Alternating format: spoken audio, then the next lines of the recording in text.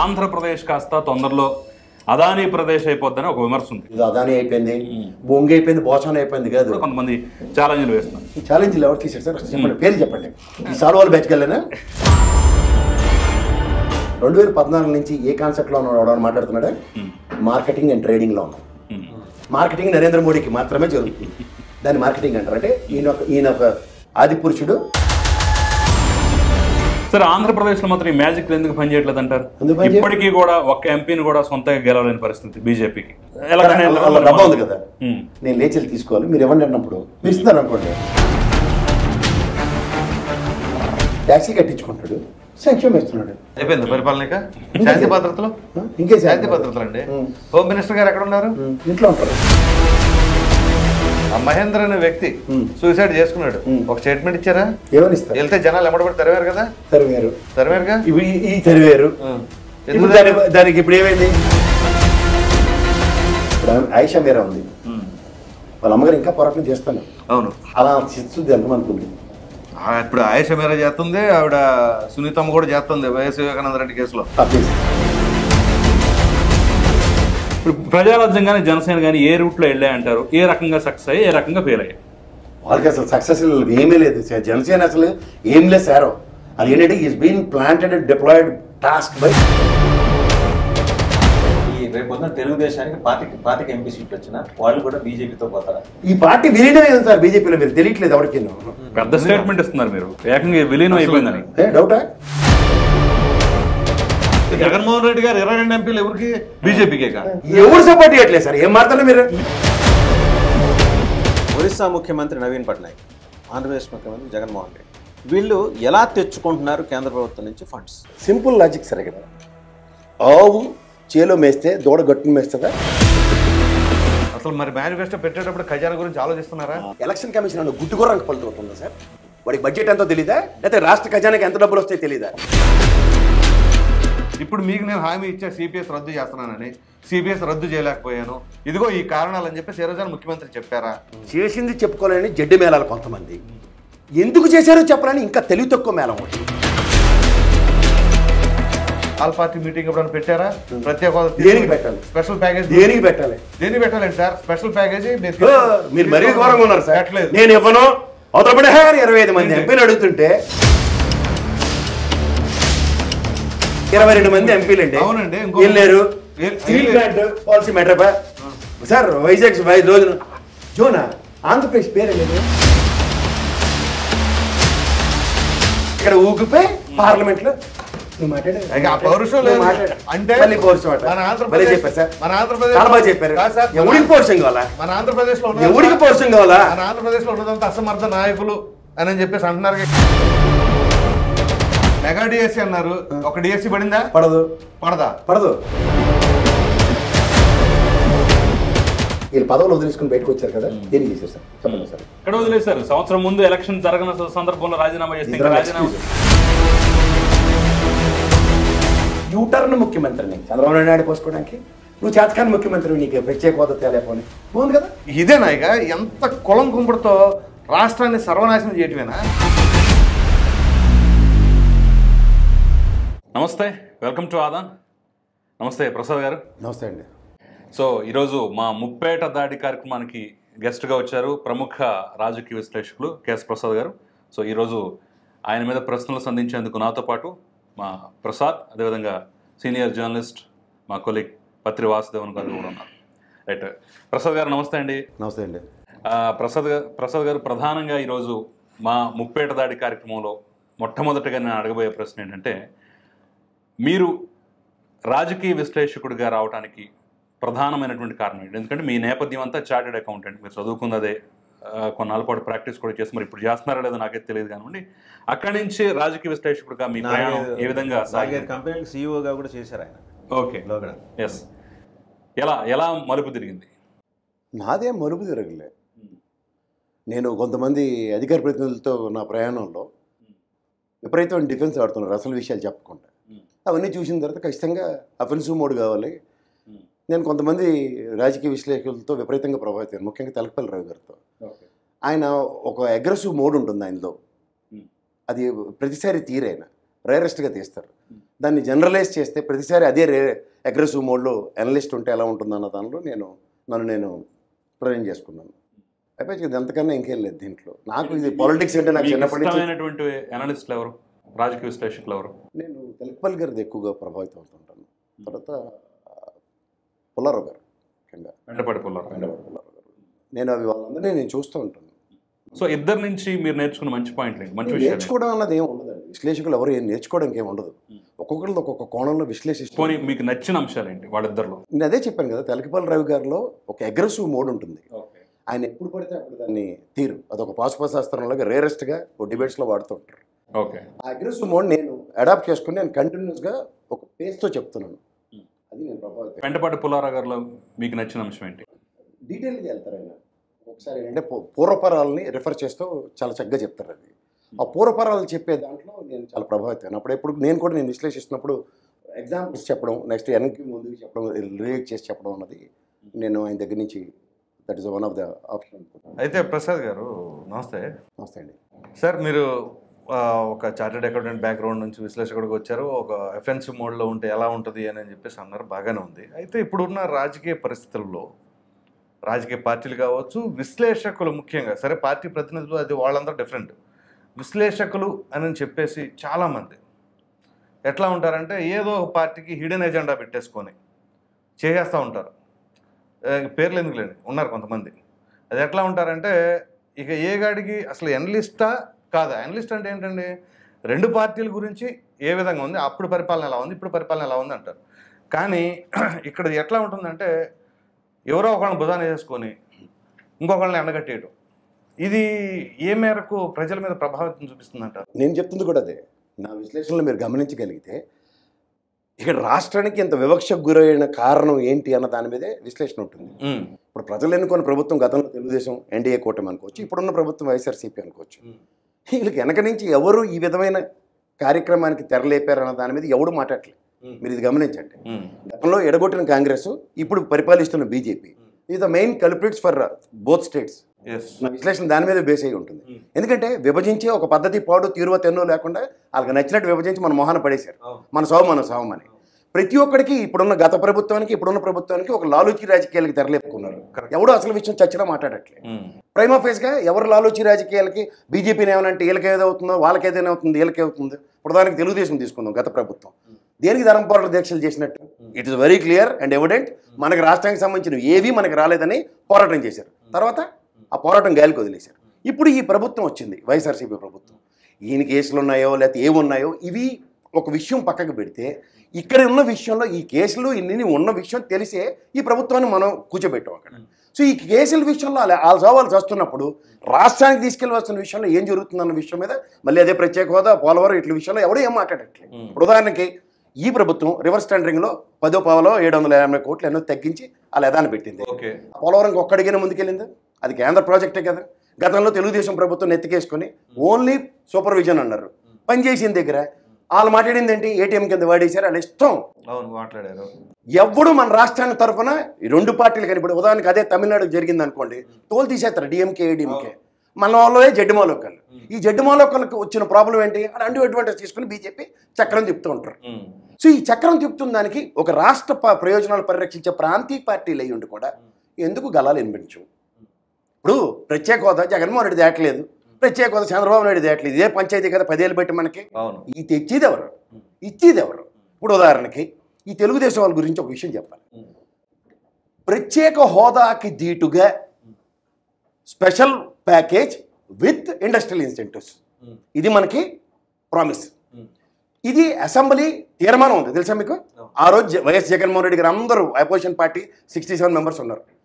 ధీటుగా అన్నదప్పుడు ఈ జీవీఎల్ అటువంటి మధ్యలో దూరి స్పెషల్ పర్పస్ వెహికల్ అని తీసుకొచ్చారు. ఎప్పుడు అర్ధరాత్రి పీక మీద కూర్చున్నప్పుడు ఈ సగం కోటి సుజనా చౌదరి లాంటి బొగోని బ్యాచ్లు. నేను ఎందుకు మాట్లాడవలసి వస్తుందంటే ద ప్రైమరీ మోటో, మనం ఎప్పుడైతే ఇండస్ట్రియల్ ఇన్సెంటివ్స్ ఎప్పుడు పోయే మనకు తమిళనాడు వాళ్ళు ప్రెషర్ పెడితే ఇండస్ట్రియల్ ఇన్సెంటివ్స్ ఎత్తుకెళ్ళిపోయి.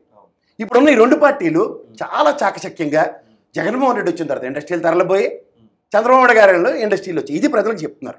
మీకు మళ్ళీ చెప్తున్నా, ఇవాళ మీకు కియా మోటార్స్ ఉంది, దాని యాన్సిలరీ యూనిట్స్ అన్ని తరలిపోయాయి. మీరు నిశ్చితంగా గమనించగలిగితే పక్కన బెంగళూరు కానీ పక్కన చెన్నై కానీ ఎంత డిస్టెన్స్లో ఉన్నాయి సార్? ఈడ్చి కొడితే 150 కిలోమీటర్ల డిస్టెన్స్లో ఉన్నాయి. మరి యాన్సిలరీ యూనిట్స్ అక్కడ అడ్వాంటేజ్ సిచ్యువేషన్స్ ఉన్నప్పుడు అక్కడికి వెళ్తా ఇక్కడ కూర్చుని ఎక్స్ట్రా ట్యాక్స్లు కట్టుకోవడానికి కూడా కూర్చుంటాడు. సో ఈ పరిమాణంలో రాష్ట్రం అనే టెరిటరీలో అధికార దహాల కోసమే ఎర్రెక్కిపోతున్న వీళ్ళందరికీ ఎవరికి సమాధానం చెప్తారు చెప్పండి? ఇవాళ మనకి ఇండస్ట్రియల్ ఇన్సెంటివ్స్ లేకుండా స్పెషల్ పర్పస్ వెహికల్ ఇచ్చారు. అంటే విభజన హామీల్లో మనకు రావాల్సిన ఈ అపోజిషన్ పార్టీ గలం ఎనిమించేసే పవన్ కళ్యాణ్ ప్రశ్నించేస్తారు కదా, ఈయనకు కూడా బాధ తెలుసు 70,000 కోట్ల పైచలుగా ఫ్యాక్ట్ ఫైండింగ్ కమిటీ త్రూగా డబ్బులు రావాలని. కానీ మాట్లాడారు వీళ్ళు సంఖ్య కూర్చుంటారు పొద్దుని. వీళ్ళు మళ్ళీ అచ్చాని పచ్చపోస రాజకీయాలు అందరూ చేసేస్తారని చెప్తే మనం అందరూ నమ్మాలి. ఎలా చెప్పండి మీరు ఒకసారి? మీరు కూడా ఒక సీనియర్ జర్నలిస్టులు. ఇక్కడ మనకి రాష్ట్రానికి స్టీల్ ప్లాంట్ విషయంలో ఇంకోటి విషయం కూడా చెప్తా. డిస్ఇన్వెస్ట్మెంట్ స్కీమ్లో 100. నేను స్టీల్ ప్లాంట్ ఆడిట్ కూడా చేశాను sir. I'm happy to be the one of the auditor మా కంపెనీ చేస్తున్నాం. ఓకే. డిస్ఇన్వెస్ట్మెంట్ స్కీమ్లో ఆ రోజు కార్మిక సంఘాలతో చంద్రబాబు నాయుడు గారు తీసుకెళ్ళిన దానికి వాజ్పేయి లాంటి మహానుభావుడు 10 మెట్లు దిగి దీని ప్రైమరీ ప్రాబ్లం ఏంటి అన్నది ఐడెంటిఫై చేశాడు. ఆ రోజు మనకి ఓఎండిసి సంస్థతో అనుసంధానించి ఒరిస్సా మినరల్ డెవలప్మెంట్ నుంచి ముడిసరుకు ఇచ్చే కార్యక్రమం చెప్తారు. దానికి ఇవాళ ప్రాబ్లమే ముడిసరుకు. అవును. ఆ ముడిసరుకు ఇవాటికి కూడా మనకి ఏ ప్రభుత్వం ఉన్న గత ప్రభుత్వాలు ఈ రోజు దాకా ఉన్న ఏ ప్రభుత్వం కూడా దాన్ని పరిరక్షించడానికి ముడిసరుకు విషయంలో ఒక్కడుగు ముందుకు పడకుండా సబ్సిక్వెంట్ పరిణామాలు మీకు ఇవాళ ఇంకొక దౌర్భాగ్య విషయం చెప్తారు. డిస్ఇన్వెస్ట్మెంట్లో ఉన్న 100లో జస్ట్ బాల్ గేమ్ అన్నమాట. నా గవర్నమెంట్లో దాటించి చాలు, ఈ గవర్నమెంట్లో దాటించి ఇచ్చాను, మళ్ళీ నెక్స్ట్ గవర్నమెంట్ మారినంటే మళ్ళీ ఇదే దిక్కుమాల బాధ. ఇక్కడ దానికి ఇంకా లాసెస్ గురించి మాట్లాడుతున్నారు. అబద్ధాలు. దాని సొంత డబ్బులతో అది హ్యూజ్ ఎక్స్పాన్షన్కి వెళ్ళింది సార్. ఆ ఎక్స్పాన్షన్కి వెళ్ళింది లాసెస్ కింద ఎంకర్ చేసి అందుకనే అమ్ముతున్నాం చెప్తున్నారు. ఇవన్నీ ప్రజలకు చెప్పవలసిన బాధ్యత ఉందా లేదా? నేను ఎన్నో ఒక ప్రముఖ ఛానల్లో ఆయనతో నేను డిబేట్లో ఇన్నిసార్లు విశ్లేషించి చెప్పాను ఇదే విషయం. నేను ఎందుకు చెప్తున్నానంటే రాష్ట్రానికి సంబంధించిన అంశాల్లో చిత్తశుద్ధి చాటుకుంటున్నవాడు ఎవడు అన్న ప్రశ్నలో చూస్తే ఈరోజు కాలక్షేపం చేసే ప్రాంతీయ పార్టీలు తప్ప నాకు ఎవడు కనపట్లేదు. అయితే ఇక్కడ మీడియా కావచ్చు, విశ్లేషకులు కావచ్చు, ఎవరైనా సరే ముఖ్యంగా మాట్లాడవలసింది ఏంటి అంటే, సరే గత ప్రభుత్వంలో తప్పులు జరిగినాయా లేదా అనేది, ఆ తప్పులు జరిగినాయి కాబట్టే ప్రజలు ఐడెంటిఫై చేయగలిగారు కాబట్టి వాళ్ళ ప్రతిపక్షంలో కూర్చోబెట్టారు. కానీ ప్రస్తుతం అధికారంలో ఉన్న పార్టీ ఉంది చూసారా, ఆ పార్టీ ఇప్పటివరకు ఏం తప్పులు చేయలేదంటారా? ఒకవేళ ఎందుకంటే విశ్లేషకులు ఎవరైనా సరే వాటిని పాయింట్అవుట్ చేయాలి ఖచ్చితంగా. కంప్లీట్ కాదు ఇది. మీకు ఒక విషయం చెప్తాను. స్టీల్ ప్లాంట్ విషయం మనం ఎగ్జాంపుల్ తీసుకుందాం. గతంలో తెలుగుదేశం వాళ్ళకి ఎక్కువ ఉన్నారు, వైఎస్ఆర్సీపీకి ఎంపీలు తక్కువ ఉన్నారు కదా. ఇప్పుడు వైఎస్ఆర్సీపీ వాళ్ళకి ఎంపీలు ఎక్కువ ఉన్నారు, తెలుగుదేశం వాళ్ళకి 3 ఉన్నారు. ఈ 25 మంది ఎంపీలు గత 9.5 సంవత్సరాల్లో ప్రతి పార్లమెంట్ సెక్షన్లో మాట్లాడుతున్న దానికి పాలసీ మ్యాటర్ని పక్క తీసేస్తున్నారు. నిజంగా దేశ ప్రజలందరికీ తెలియవలసిన అంశాల్లో అక్కడ చర్చనీయాంశం కావాల్సిన అంశాన్ని ఏం ఎంపీకి గత తెలుగుదేశం అనుకోండి ఇప్పుడున్న వైఎస్ఆర్సీపీ వెసులుబాటు లేకుండా పాలసీ మ్యాటర్ని పడేస్తున్నారు పక్కన. మీకు ఇంకోటి చెప్తారు, వైజాగ్ రైల్వే జోన్ విషయంలో ఎంత మన నిర్లక్ష్యానికి గురవుతున్నాం తెలుసా సార్? గతంలో ఈరోజు ఇప్పుడు లేటెస్ట్ ఏంటి చెప్పండి దాని మీద? ల్యాండ్ అలొకేట్ చేయలేదని. మీరు ఇక్కడ తెలంగాణ ప్రభుత్వానికి అనువదించి చెప్తాను మీకు. మనం గిరిజన యూనివర్సిటీకి తెలంగాణలో ల్యాండ్ అలొకేట్ చేయలేదని బడ్జెట్ దాకా తాత్సారం చేసి చాలా స్మార్ట్గా బడ్జెట్లో కేంద్ర ప్రభుత్వ బడ్జెట్లో గిరిజన యూనివర్సిటీకి డబ్బులు అలొకేట్ చేశారు మార్చిలో. అంటే ఇక్కడ స్టేట్ గవర్నమెంట్ ల్యాండ్ అలొకేట్ చేయకుండా బడ్జెట్ అలొకేట్ అవుతుందా? అంటే వాళ్ళు ఎంత తప్పుదారి పట్టిస్తున్నారో ప్రజల్ని కేంద్ర ప్రభుత్వంలో కూర్చుని.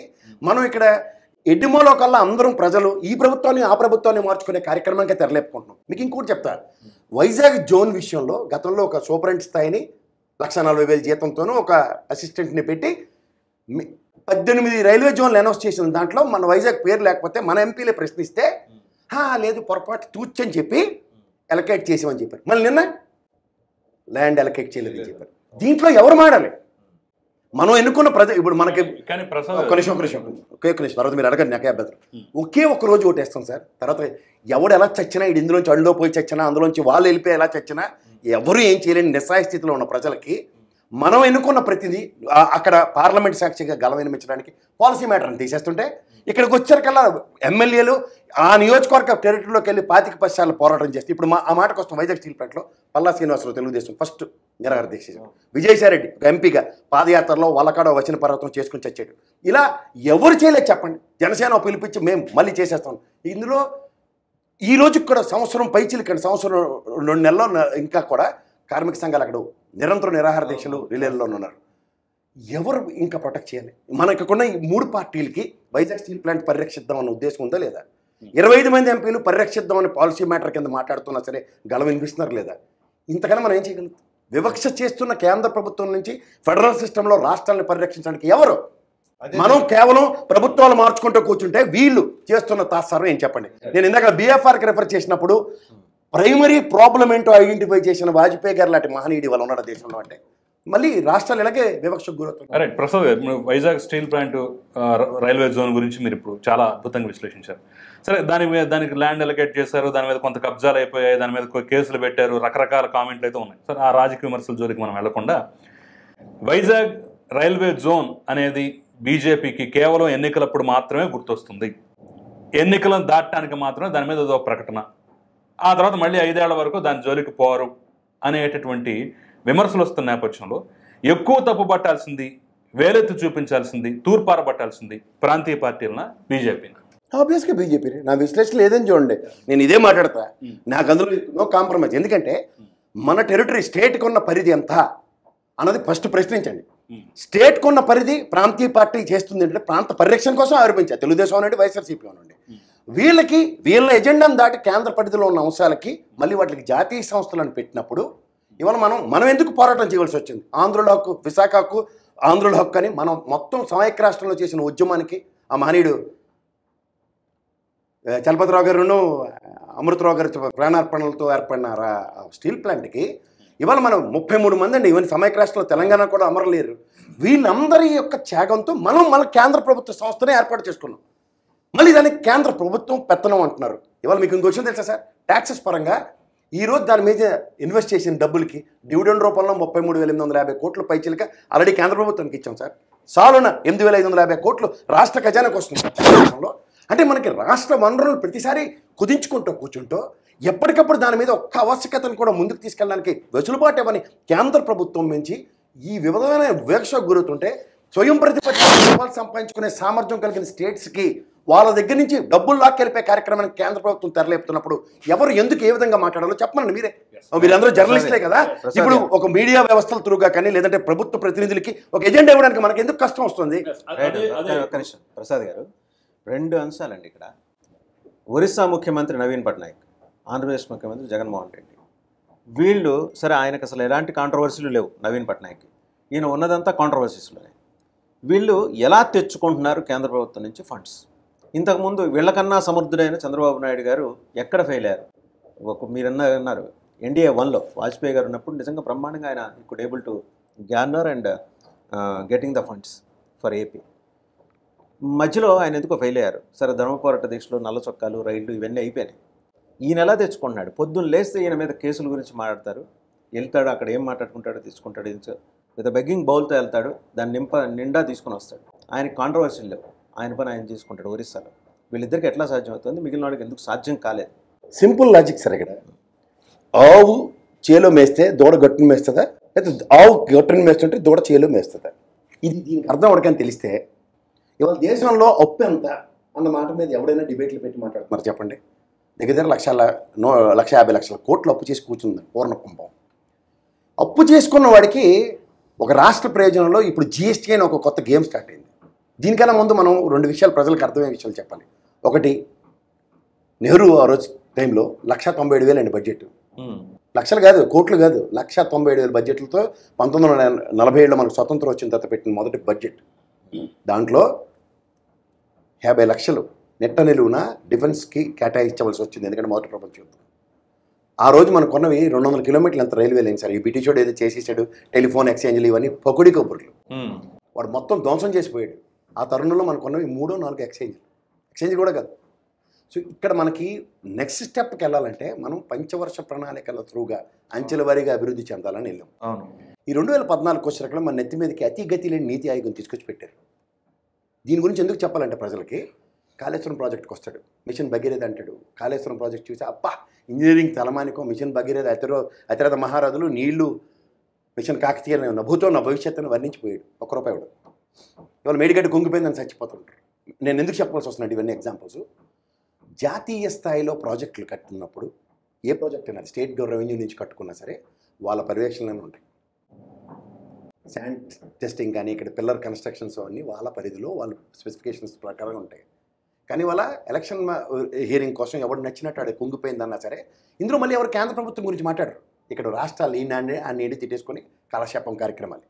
మీకు ఇక్కడికి వచ్చారు కల్లా నేను ఎందుకు చెప్పవలసి వస్తున్నాయంటే, ఎప్పుడైతే రాష్ట్ర ప్రయోజనాల్లో అన్న దాంట్లో ఇప్పుడు మనం చూడండి నిధులు మళ్లించేశారు, సర్పంచ్ నిధులు అమ్మేశారు, ఇవే కదా మాట్లాడుతున్నారు. అవును. మీరు గతంలో నేను ఎందుకు నీతి ఆయోగ్ పంచవర్ష ప్రణాళిక గురించి చెప్తున్నానంటే, దేశ బడ్జెట్ని ప్రవేశపెడుతున్నప్పుడు ఎస్సీ ఎస్టీ సప్లానికి కానీ, లేదంటే మైనారిటీ సెల్కి కానీ, లేదంటే బీసీ సంక్షేమాలకు కానీ వాళ్ళు నిధులు కేటాయిస్తున్న రాష్ట్రాల దీంట్లో మ్యాచింగ్ గ్రాంట్ అంటారు. 11% రాష్ట్ర బడ్జెట్ నుంచి కూడా మ్యాచింగ్ గ్రాంట్ ఇస్తేనే ఈ రెండు కలిపి ఇక్కడ రాష్ట్ర ప్రజలకి ఖర్చు పెట్టడానికి వెసులుబాటు ఉంటుంది. మీకు అర్థమవుతుందా? ఇప్పుడు వీడికి కొత్త మాయకి తెరలేపారు. దీన్ని ఇంకా అర్థమయ్యే భాషలో తెలంగాణ వాళ్ళకి అర్థమయ్యేంటే, పర్యాటక శాఖ మంత్రి కదా కిషన్ రెడ్డి, గద్వాల టెంపుల్కి 40 కోట్లు తీసుకొచ్చాడు, దాన్ని మొత్తం పునరుద్ధరించేస్తాను రాష్ట్ర ప్రభుత్వం వాట అడిగాడు. ఏది ఖజానా? ఎందుకు దీన్ని మళ్ళీ దేంతో చేయాల్సిందంటే జిఎస్టీతో. జిఎస్టీ ఎంతకు వెళ్తుంది దేశానికి? మొత్తం అంతా జిఎస్టీ దేశ పరిధిలో ఉంటాయి, 5 అంశాలు రాష్ట్ర పరిధిలో ఉంటాయి. నేను 1,00,000 సార్లు చెప్పాను, ప్రజలకు తెలియాలి ఈ విషయం. జడ్డు వల్ల మనం మోసపోతూనే ఉన్నాం సార్. ఒకటి లిక్కర్, ఇంకోటి ల్యాండ్ అండ్ దీని రిజిస్ట్రేషన్స్, నెక్స్ట్ ఆర్టీఏ వ్యవస్థ, మూడోది మున్సిపల్ వ్యవస్థ, నాలుగోది పెట్రోలియం డీజిల్. అయితే అవునండి, వీటిలోంచి మాత్రమే రాష్ట్ర ఖజానాకి రెవెన్యూ తెచ్చుకునే సౌలభ్యం ఉంది. మిగిలిదంతా జిఎస్టీ డబ్బులు ఇవ్వాలి. జిఎస్టీ మనకేది పేరుకి ఏం చెప్తున్నారు, 41% ఇస్తున్నాం అంటున్నారు. మీరు పార్లమెంట్ సెక్షన్స్ చూడండి, గాంధీ బొమ్మ దగ్గర ముష్టడుక్కుంటూ ఉంటాయి అన్ని రాష్ట్రాలు, మా జిఎస్టీ నిధులు మాకు ఇవ్వండి అని. అవును. అయితే ఇక్కడ ప్రసాద్ గారు, నేను ఇందాక అడిగింది ఎలా సో ఇలాంటి తరుణంలో రాష్ట్రంలో ఇప్పుడు ప్రతి ఓడు వాళ్ళ మెచ్చి మేకతోలు వేసుకోవాలంటే కొన్ని సంక్షేమ పథకాలు, ఈ సంక్షేమ పథకాలకి ఎవరైనా గురించి మాట్లాడుతున్నాం, నవరత్నాలు మనం అవహేళన చేస్తున్నాం కదా. UNO designed program sir, upliftment for the entire national వరల్డ్కి.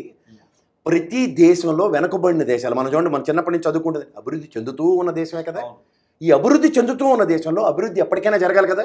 దానికోసం సమాజ నిర్మాణం కోసం అప్లిఫ్ట్మెంట్ జరగాలి కొన్ని కులాలకి మతాలకి ఇట్లకి. సో వాటి కోసం కేటాయిస్తున్న ఈ సంక్షేమ ఫలాల్లో 164 డిజైన్ చేసిన యూఎన్ఓ ప్రోగ్రాంలో చచ్చినట్టు ప్రతి ఒక్కటి ఇవి చూస్ చేసుకోవాల్సిందే.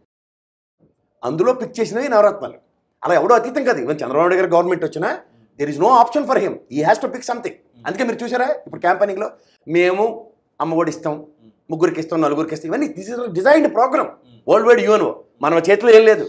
సో దీనికి మాటలు అపవాదులు ఎలా ఉంటున్నాయి, వీళ్ళు చేయలేదు వాళ్ళు చేయలేదు వీళ్ళు చేయలేదు వీళ్ళు చేయలేదు వాళ్ళు చేయలేదు దానికి రాష్ట్ర ఖజానా గురించి ఎవడన్నా మాట్లాడుతుందా? అసలు మరి మేనిఫెస్టో పెట్టేటప్పుడు ఖజానా గురించి ఆలోచిస్తున్నారా? ఇప్పుడు మా ఇంటికి వచ్చారు, బ్రహ్మాండంగా వచ్చారు. మేనిఫెస్టో పెట్టారు కదా, ఎలక్షన్ కమిషన్ అన్న గుడ్డుగోరంకి పలుతుందా సార్? వాడికి బడ్జెట్ ఎంతో తెలీదా, లేకపోతే రాష్ట్ర ఖజానాకి ఎంత డబ్బులు వస్తాయో తెలీదా? రెండు విషయాలు చెప్తున్నా. ఎంపీ లాట్స్ గురించి విన్నారు కదా, అలాగే ఎమ్మెల్యే నిధులు కూడా ఉంటాయి కదా.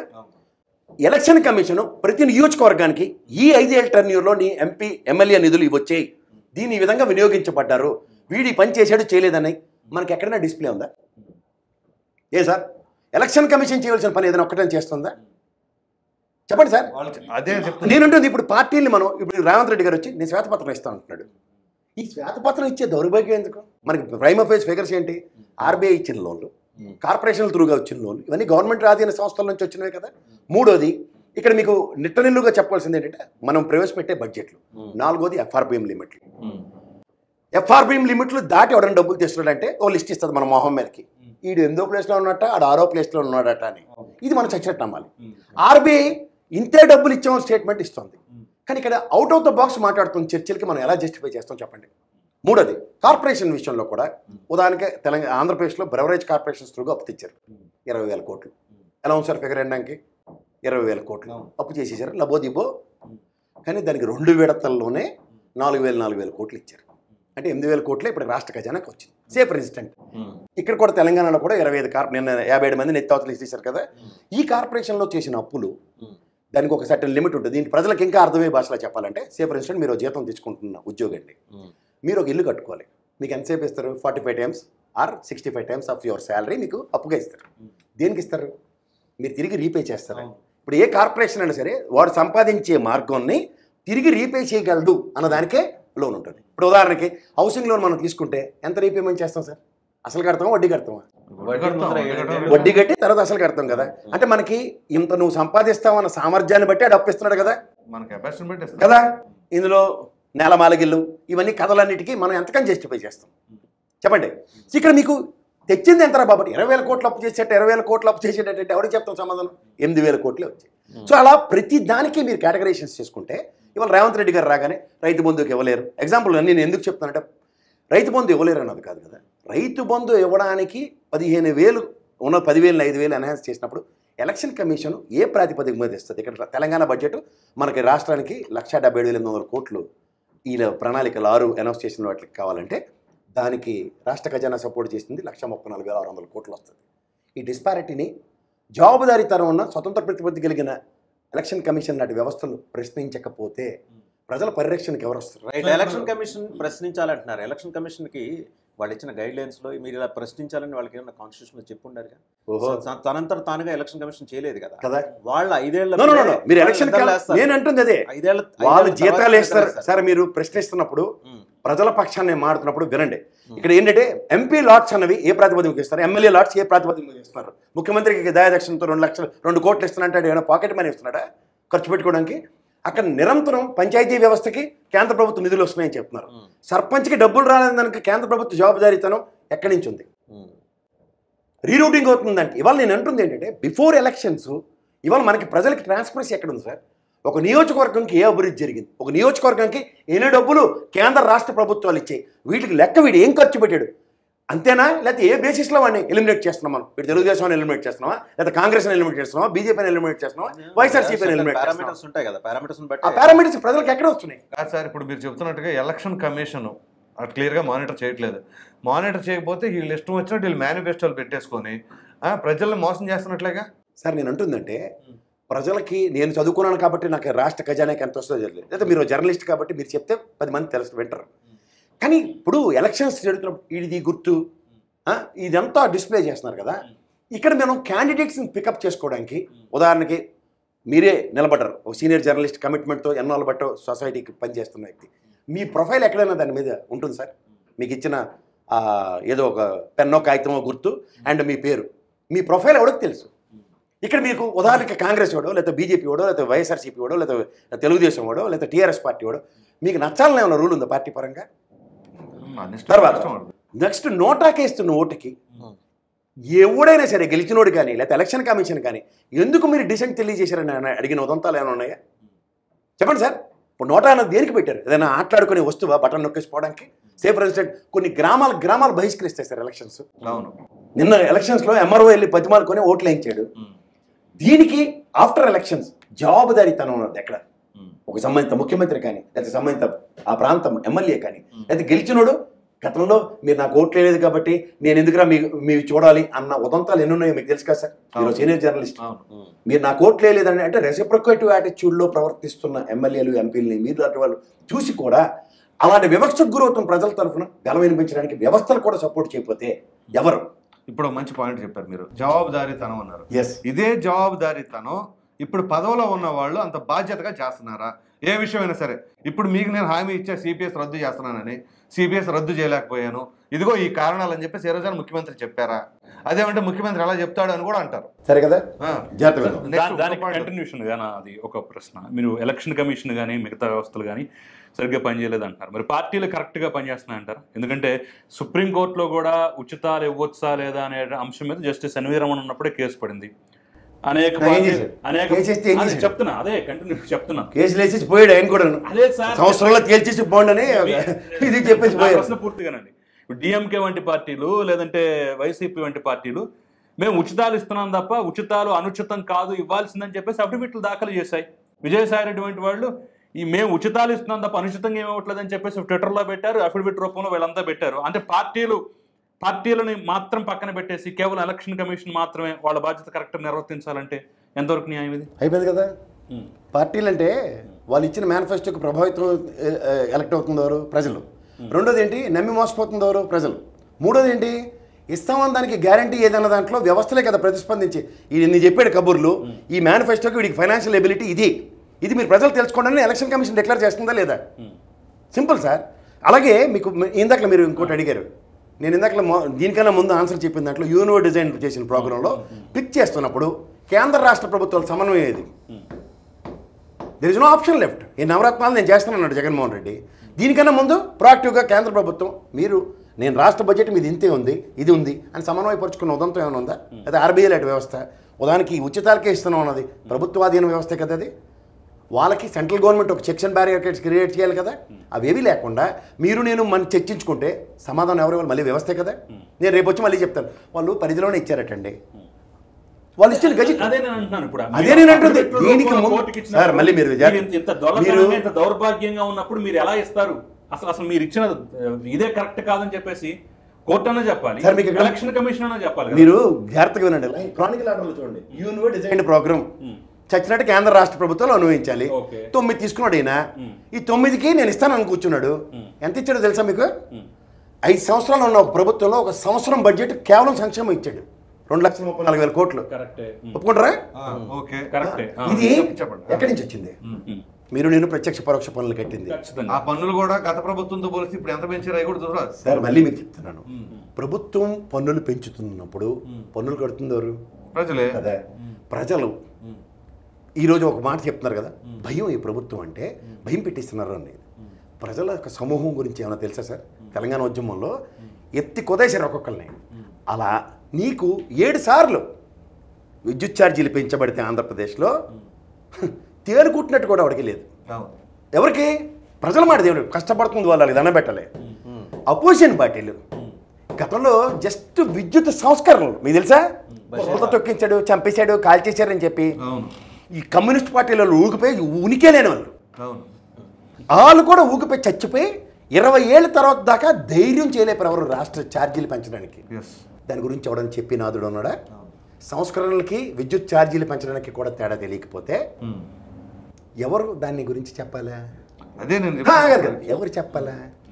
పార్టీలకు అధికార ప్రతినిధులు ఏడుస్తారు కదా, అయితే పార్టీ యొక్క విధి విధానాలు ఉంటాయి కదా, అలా తెలివి తక్కువ మేళాలకి తెలుగులో ఇంగ్లీష్లో ఉన్నదాన్ని తెలుగులో ట్రాన్స్లేట్ చేసి చెప్పే బదులు సంస్కరణల యొక్క దీంతో ఏపీ జెన్కో, ఏపీ డిస్కామ్లు ఎలా వచ్చాయి, వీటి వల్ల పరివర్తన చెందిన నాణ్యమైన కరెంట్ ఎలా వస్తుందో వీటి మీద నుంచి ఎవడైనా చెప్పినోడు ఉన్నాడా? ఇప్పుడు అలా కొత్తపల్లి సుబ్బారెడ్డి ఏదో పార్టీ పోయేటప్పుడు వాడిని పిలిచి ప్రజలకి నువ్వు చెప్తారో బాబు అని చెప్పిన వాడు ఎవడన్నా ఉన్నాడా? నీ ఇష్టం వచ్చాడు పార్టీలు పో, విద్యుత్ శాఖ మంత్రి ఎలగబెట్టావు కదా ఇది చెప్పు అని ఎవడన్నా అడిగాడా? చిన్నప్పుడు చూడండి నీ జట్టు పీసు మళ్ళీ వీడి పెళ్ళి కాడే ఆడి పెళ్ళికి పోతారు కదా. ఇవి నేను ఉంటున్నాను. నాకెందుకు కోపం వస్తుందంటే సార్, చేసింది చెప్పుకోలేని జడ్డి మేళాలు కొంతమంది, ఎందుకు చేశారో చెప్పాలని ఇంకా తెలివి తక్కువ మేళం ఒకటి, వీళ్ళ గురించి అంటే భజన చేసి బ్యాచ్ ఒకటి కదా. ఇందులో నేను చెప్తుంది ఏంటి, సంస్కరణలు అన్నవి ఒక డెకేడ్లకి తీసుకుంటారు, దాని ప్రభావం 20 సంవత్సరాలు విద్యుత్ ఛార్జీలు పెంచడానికి ఏ ప్రభుత్వం ధైర్యం చేయలేకపోయింది. అది నేను చెప్పాలా? ఇప్పుడు 20 సంవత్సరాల తర్వాత నేను విశ్లేషణ మొదలెట్టి నేను ఇప్పుడు చెప్తున్నా, ఎవడు వింటాడు? చెవిటోడు ముందు శాఖ మొదలెట్టే నా బతుకు. ఇప్పుడు యాక్చువల్గా ఏంటంటే నేను అంటుంది అదే సార్, మీరు ప్రతి విషయంలోనూ ఏం చేశారో చెప్పమంటే వాడు చెప్పడు, ఎందుకు చేశారో చెప్పమంటే చెప్పడు, ఏం చెప్పరు. సమర్థవంతంగా నేను చూడండి, సముద్రంలో ఒక చిన్న కేకరెట్లేటువంటి మళ్ళీ చెప్తున్నా. ఇవాళ మీకు ఒక విషయం నేను చెప్తా సార్, జాగ్రత్తగా వినండి.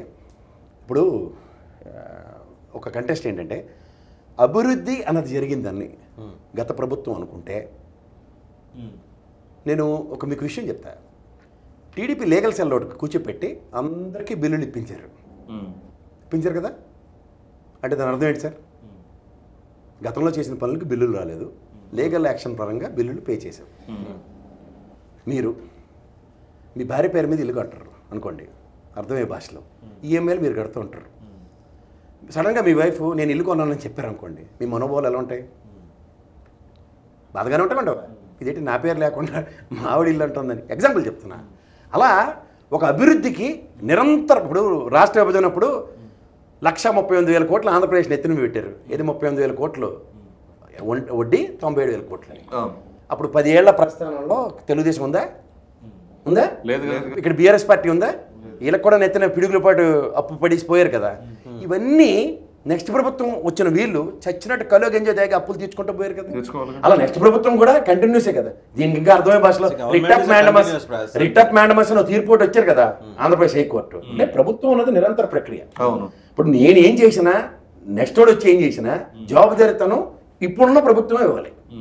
అది కష్టమనండి, నెక్స్ట్ వరం. ఇప్పుడు దీంట్లో ఎవరికాడు మాస్క్ వేసేసుకుని గత ప్రభుత్వం చేసిందంత తప్పు, లేకపోతే ఇప్పుడు ఈ ప్రభుత్వం చేస్తుందంత తప్పు అని మాట్లాడుతుంటే దీనికి నాకు 1,38,000కి నాకు సంబంధం లేదు, కానీ తర్వాత జరిగింది ఏంది ఎంత మాట్లాడేస్తున్నాం మనం అందరం. తెలుగుదేశం గవర్నమెంట్ దిగే టైంకి రాష్ట్ర బడ్జెట్ ఎంత?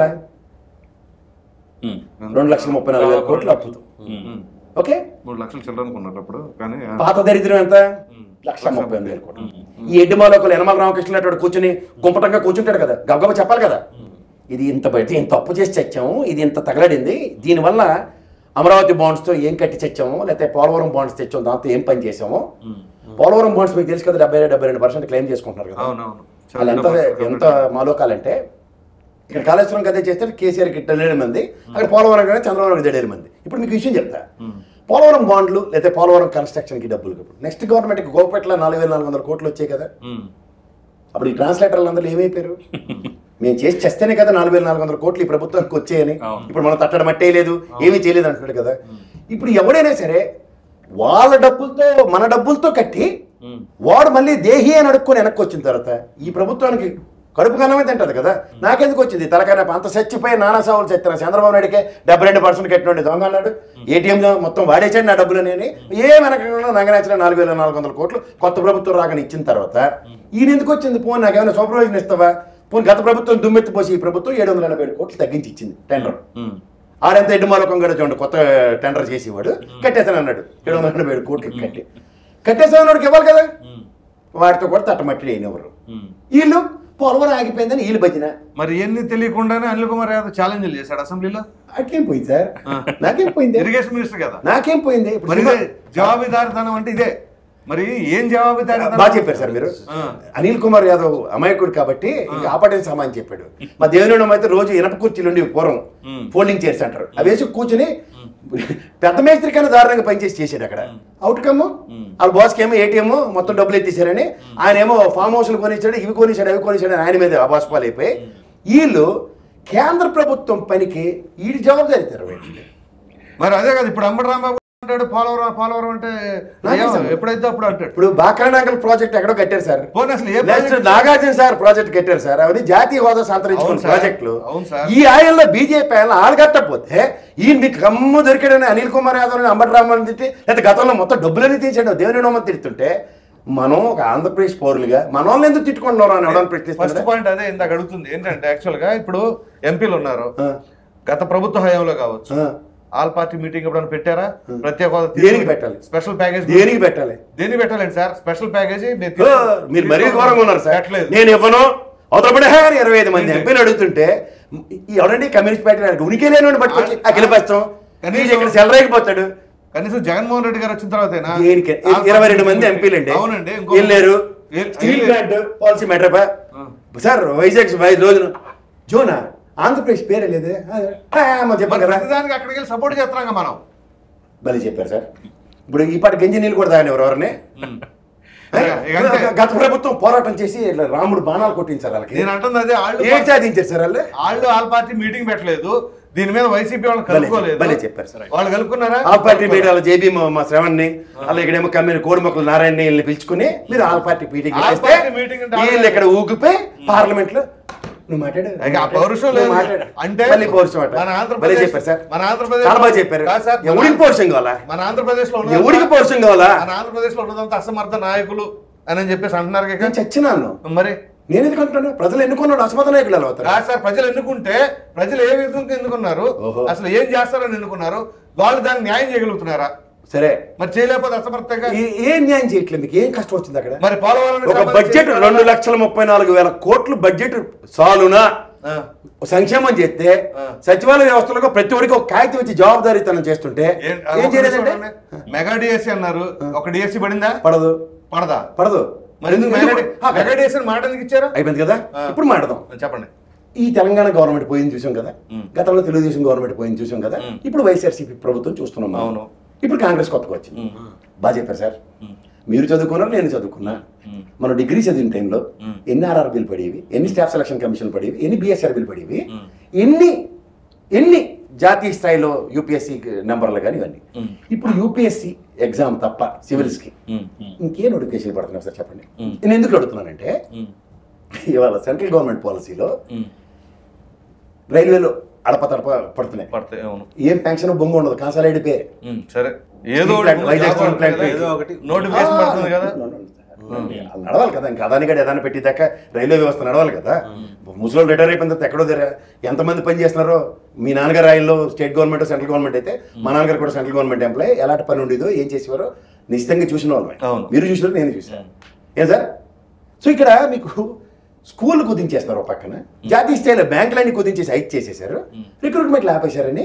ఇవాళ మీరు ఎవడైనా మాట్లాడిన కానీ ఏదైనా మాట్లాడుతున్నాం అంటే, ఎప్పుడైతే కేంద్ర ప్రభుత్వం ఆ విధమైన ఈ పాలసీస్ తీసుకుంటున్నప్పుడు స్టేట్ గవర్నమెంట్ ఎలాంటి పాలసీలు తీసుకుంటారు సార్? మేము గ్రూప్ 1 కండక్ట్ చేసేసి ఎంఆర్ఓల్ని ఆర్డీఓల్ని మేము రిక్రూట్ చేసేసుకుంటాం, మీరు వాళ్ళ పైన కలెక్టర్లు ఇచ్చేయండి, 33 మంది రాష్ట్ర జిల్లాలు ఇక్కడ నిర్వహించాం, అక్కడేమో 26 చేసేసాం కాబట్టి మా కలెక్టర్లు ఎవరు ఇవ్వాలి? కేంద్ర ప్రభుత్వం ఇవ్వాలి. ఎవరు? ఎందుకు? డినోటిఫికేషన్ పడేదాకా వాళ్ళు జిల్లాలు డిక్లేర్ చేయరు. కానీ అలా తమిళనాడు అయితే వాళ్ళు అడగగానే అని అగేసేసుకుని మరి జిల్లాలు ఇచ్చేస్తారు. ఇక్కడ అదే నేను అదే ఎవరు అడగాలి? అదే సార్, ఎవరు అడగాలి? అన్ని పార్టీలు కలిపి ఉండాలి. ఇదే కదా ఆల్ పార్టీ ఏదో అన్నారు సార్, ఆడే ఉంటే ప్రతి ఒక్క కలిసేరు ఎందుకు అన్నట్టు. ఇవాళ మీకు నేను 25 మంది ఎంపీలు కౌంట్ చెప్తున్నా. గతంలో తెలుగుదేశం వైఎస్ఆర్సీపీ, ఇప్పుడున్న వైఎస్ఆర్ దీనికి రాజీనామా చేశారు సార్. మళ్ళీ అనమాట ఎంపీలు గతంలో రాజీనామా చేశారు కదా, వీళ్ళు పదవులు వదిలేసుకుని బయటకు వచ్చారు కదా, దేనికి చేశారు సార్ చెప్పండి సార్? ప్లీజ్ మీరు దాట వేయకండి. దాట వేసే అవసరం సార్. దేనికి రాజీనామా చేశారు? ప్రశ్న మీరు ఎక్కడ వదిలేశారు? సంవత్సరం ముందు ఎలక్షన్ జరగని సందర్భంలో రాజీనామా చేస్తే మీరు గాబరా పడకండి సార్. వన్ సైడ్ క్వశ్చన్ కాదు ఇది. 25 మంది ఎంపీలు రాజీనామా, కమ్మపాటి హరిబాబు గారు తప్ప మిగిలిన అందరూ రాజీనామా చేశారు లేదా? చేశారు లేదా? చేశారు. ఇంకా దేనికి సార్ మళ్ళీ మీరు అన్నట్టు అఖిలపక్షం? Everybody's voice is very clear. అది అపోజిషన్ అవ్వండి, రూలింగ్ పార్టీ అవ్వనండి, వీ వాంట్ పర్సనల్ ప్యాకేజ్. ఇదే కదా డిసెంట్. కేంద్ర ప్రభుత్వానికి రాజీనామాలతో తెలియజేసిన తర్వాత కూడా మనకి దిక్కు దివాణం లేకపోతే, అంటే మళ్ళీ ఎంపీ ఎలక్షన్లో ప్రజాధనంతో పెట్టుకోగానే ప్రత్యేక హోదా లేదు కాబట్టి మేము అందరూ రాజీనామా చేసాం, మళ్ళీ బై ఎలక్షన్లు పెడతారు, వీళ్ళే గెలుస్తారు, లేకపోతే ఇంకోటి నెల ముందు రాజీనామా చేస్తారు. కరెక్ట్గా నెల సార్. ఇవన్నీ సర్కాస్టిక్గా మాట్లాడడం బాగుంటాయి సార్. 5 సంవత్సరాల ముందే రాజీనామా చేశారు ప్రత్యేక హోదాకు రాలేదని. మళ్ళీ బై ఎలక్షన్స్ వస్తాయి కదా, మళ్ళీ పార్టీలు నిలబడతాయి కదా, మళ్ళీ ఎలక్షన్ అవుతుంది, గెలుస్తారు, మళ్ళీ రాజీనామా చేస్తూ కూర్చుంటారా? ఇప్పుడు తెలంగాణ ఉద్యమంలో కేసీఆర్ ఎన్నిసార్లు రాజీనామా చేశారండి వాళ్ళ టీము? దాని పర్యవసానం వాళ్ళు శంఖంలో పోస్తే తీర్థం ఇచ్చేదాకా రాజీనామాతో వచ్చేదా? ఆ రోజు ఎంపీ పదవిలో కేసీఆర్ ఉన్నాడా? ఆన్సర్ కావాలి సార్, చెప్పండి. ఎంపీ పదవిలో కేసీఆర్ ఉన్నప్పుడే రాష్ట్రం వచ్చిందా రాలేదా? అవును. రాజీనామా చేస్తే వచ్చిందా? రాజీనామా చేస్తే డిసెంట్ తెలియజేసిన కన్సర్న్ లేని కేంద్ర ప్రభుత్వాలు ఉన్నప్పుడు డిసెంట్కి ఎన్ని మోడ్స్ ఉన్నాయి? రాజీనామాలు చేశారు, ధర్మ పోరాట దీక్షలు చేశారు 13 జిల్లాలో. దేశంలో ఉన్న ప్రతి పార్టీ నాయకుడిని తెచ్చి నిలబెట్టాం. కరెక్ట్, నిలబెట్టాం లేదా? రాష్ట్రానికి అన్యాయం జరిగిందని. దేశమే మనకి ఇంతకన్నా దిక్కుమాల అఖిలపక్షం ఏంటంటే నాకు అర్థం కాదు. దేశంలో ప్రతి పార్టీకి అదర్ దాన్ బీజేపీకి తప్ప అందరికీ తెలుసు స్పెషల్ హోదా కావాలి ఆంధ్రప్రదేశ్ కని. అంతమంది ఉన్న పార్లమెంట్ హౌస్లో ఒక్కరు కూడా ప్రత్యేక హోదా మీద మాట్లాడకపోతే, ఇవాళ తెలంగాణ నుంచి మా కవిత అనుకుంటాను చెప్పింది సపోర్ట్ ఇస్తున్నాం ప్రత్యేక హోదా కానీ, అయినా సరే రాకపోతే ఇవాళ దాన్ని 3 పరివర్తనలు చేసి గత ప్రభుత్వంలోనే దాన్ని స్పెషల్ పర్పస్ వెహికల్ అని చెప్పి ఇందాక వాసుదేవన్ అడిగినట్టు డబ్బులు ఏదో ఒక రూపంలో గ్రాంట్ రూపంలో 10 పాతికో అడప తడప మన మొహాన్ని ఇదిలిస్తుంటే ఏం చేయాలా? ఎవరు డిసెంట్ చేయాలి? ఇంతకన్నా ఇంకేం డిసెంట్ తెలియజేస్తారు? గత ప్రభుత్వం డిసెంట్ తెలియజేసి అవుట్కమ్ 0. గత ప్రభుత్వంలో ఉన్న ఎంపీలు అందరూ 25 మంది రాజీనామా చేశారు ఖమ్మంపాటి హరిబాబు తప్పు. అయినా సరే మనకు కనికరం లేకపోతే అక్కడ ఆల్రెడీ దాన్ని పరివర్తన చెందేసిన దాని మీద వీళ్ళకి చాలా బాగుంది. యూటర్న్ ముఖ్యమంత్రిని చంద్రబాబు నాయుడు ఆడిపోసుకోవడానికి, నువ్వు చేతకాని ముఖ్యమంత్రి, నీకు ప్రత్యేక హోదా తేలేపోని బాగుంది కదా. మనం కాలేజీలో చదువుతున్నప్పుడు ర్యాగింగ్ ఉండేది కదా, అంతే. ఇప్పుడు కూడా ఇక్కడ ఈ ప్రభుత్వం ఏం చేస్తుంది? 2 రోజుల కల్లా స్కూటర్ మెకానిక్ బైరేగాడు ఉంటాడు మాకు ఆంధ్రప్రదేశ్లో, ఆడ ముహూర్తం పెడతాడు, పెట్టినప్పుడు నేను వైజాగ్ వెళ్ళిపోతాను అంటాడు. ర్యాగింగ్ వెళ్ళాడా? ఇది ఒక జింగి చికెన్ ఛానల్ ఉండండి, జింగి చికెన్ ఛానల్లో భజన వెళ్ళిపోతాడట వెళ్ళేడు చేస్తాడు. కేసీఆర్ గారికి ఫామ్ హౌస్లో పరిపాలించారు సార్, సెక్రటరీ అంతా కోల్గొట్టి. ఏమైనా ఆగిపోయింది రాష్ట్రం? రైట్. ప్రసాద్ గారు, ఇప్పుడు ఆంధ్రప్రదేశ్ కాస్త తొందరలో అదానీ ప్రదేశ్ అయిపోద్దని ఒక విమర్శ ఉంది. ఛత్తీస్గఢ్ అయిపోయింది కదా ఆల్రెడీ పోర్ట్లు ముహూర్తం పెట్టేశారు, వైజాగ్ స్టీల్ ప్లాంట్ కూడా ఆయన పరం చేసేస్తారని చెప్పేసి ఒక ఇది. సరే, అది రేపో మాపో జరిగి తీరుతుంది, మీరు కడతో మీరు చూస్తారని కూడా కొంతమంది ఛాలెంజ్లు వేస్తున్నారు. మరి ఈ సందర్భంలో ఛాలెంజ్లు ఎవరు తీసారు సార్? చెప్పండి, పేరు చెప్పండి. ఈ సాల్వాల్ బ్యాచ్కి వెళ్ళానా? నేను చెప్తాను ఒక విషయం, పళ్ళు కొరికి కూడా చెప్పాలి సార్. ఒకటి మాట చెప్తున్నాను.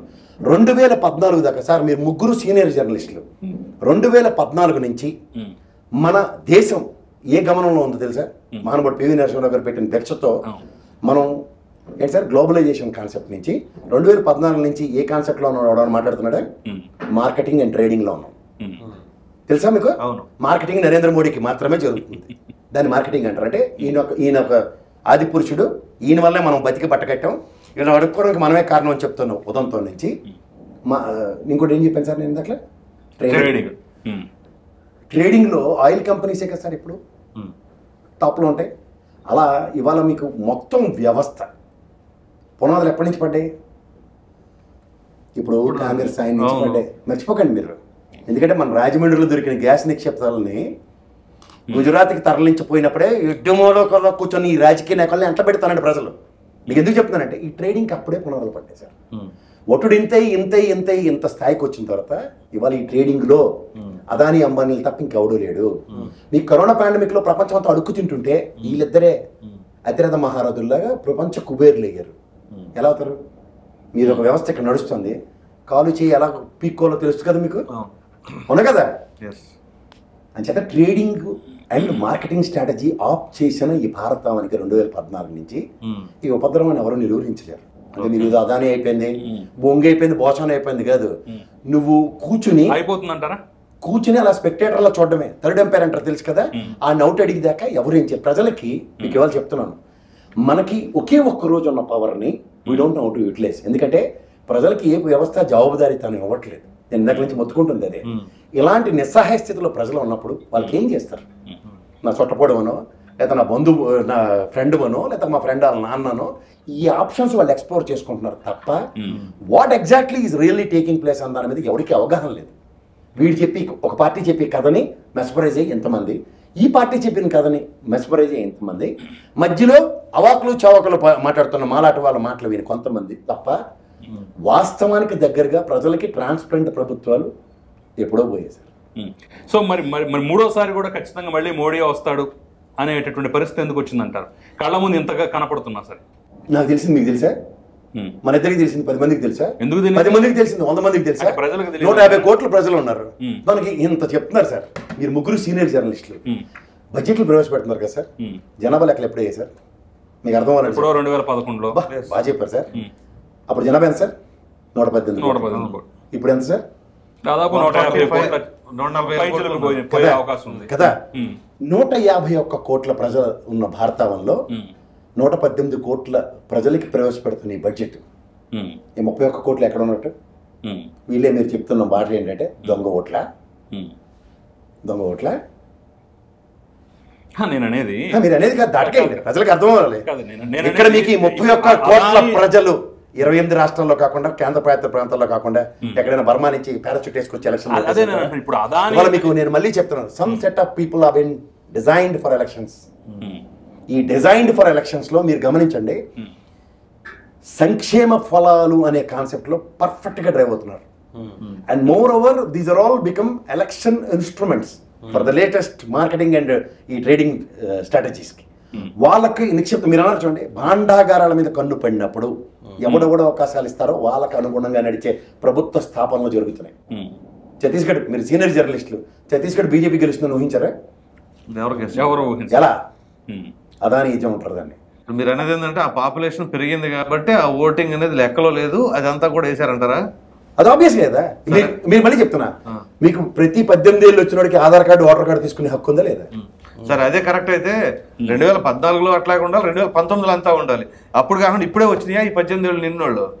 ఈ ఓటింగ్ శాతం అంతా ఇప్పుడే పెరిగిందా? 2014 ఎలక్షన్లో నరేంద్ర మోడీ గారి ప్రభుత్వంకి వచ్చిన సీట్లన్నీ ఇంత రైతులు తొక్కించి చంపేసినా, దానితో ఇంకోటి ఏంటి డిమానిటైజేషన్ చేసినా ఎవరికి వ్యతిరేకత లేకుండా 303 ఇస్తారా 2019లో? ఆ యూపీలో జీప్లేసి చంపేశారా బాబు అని గోలాడుతుంటే అక్కడ అందరూ అలాగే గెలిచేస్తారా? ఇంకెందుకైనా జడిదానం ఏమైనా ఉంటుంది మనకి? ఏం జరుగుతుందో అది తప్ప అంచుకు తొగర మాట్లాడతారు చూడండి. పనికిమాల శాతం మీద ఎక్కువ ఫోకస్ చేసుకుని అందరూ ఫోకస్డ్గా మాట్లాడతామని చెప్తున్నారు. కానీ జరుగుతుంది వెనక నుంచి గ్రౌండ్ బ్యాండ్ వేరేగా ఉంది. ఆ బ్యాండ్కి పీడి ఎవరికి పడుతుందంటే, సార్ మీకు ఇంకో జడిదనం చెప్పనా, గతంలో కాంగ్రెస్ గవర్నమెంట్ ఎక్కడ ఉంది సార్? రాజస్థానే కదా, అశోక్ గెహ్లోట్. ఎంపీలు ఎన్ని గెలిచారు సార్? ఒకటే. ఒక రాష్ట్ర ముఖ్యమంత్రి నుండి ఎంపీలు గెలరా? ఎలా? అలాగే మీకు మళ్ళీ నేను చెప్తున్నాను, ఫోకస్డ్గా ఎంపీ ఎలక్షన్స్కి జరుగుతుంది వేరు, ఓకే రాష్ట్ర ఎలక్షన్స్లో మరి ఆంధ్రప్రదేశ్ కన్సిడరేషన్స్ అన్న దగ్గర. సార్ మీకు మళ్ళీ నేను చెప్తున్నా, రాజస్థాన్, మధ్యప్రదేశ్, ఛత్తీస్గఢ్ కదా, ఛత్తీస్గఢ్ అండ్ తెలంగాణ జరిగాయి. ఈ మూడిట్లో కాంగ్రెస్ కొన్న వీటో పవర్ మీద విశ్లేషకులు ఎలా చెప్పారో, తెలంగాణ మీద కాంగ్రెస్ కి ఏం చెప్పారు ఒకసారి మాట్లాడుకుందాం. అవుట్ ఆఫ్ ద బాక్స్ ఇక్కడ తెలంగాణలో కాంగ్రెస్ గెలుస్తుంది. ఈ మూడిట్ల దగ్గర పడేలు జల్లుతాయి. మధ్యప్రదేశ్ ఆ జయవీరు గారు ఇద్దరు, మన రాష్ట్ర ద్రోహులు ఎవరు తెలిసి ఒకటి జయరాం రమేష్ గారు, ఇంకోటి దిగ్విజయ్ సింగ్ గారు.